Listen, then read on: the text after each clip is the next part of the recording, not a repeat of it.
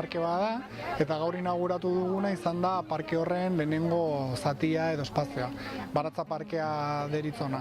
Baratza parke horretan, herritarrentzako lursailak egoteaz aparte ere, Baratza eskola bat inauguratu dugu gaur, hemen ondoan dakaguna, eta Pikikarreka izeneko erreka berreskuratu dugu.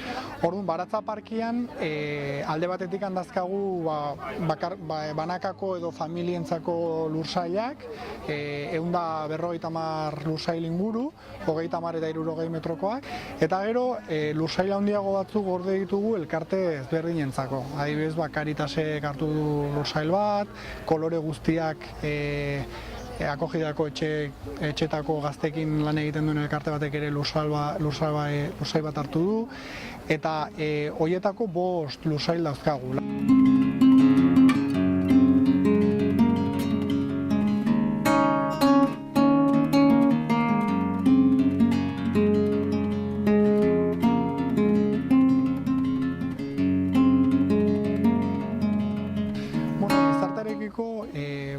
Gure xedea da nolabait Gipuzkoa berdetzen lagundu, ez? Eta horretarako herritarrengan tresna praktikoa jartzen ditugu.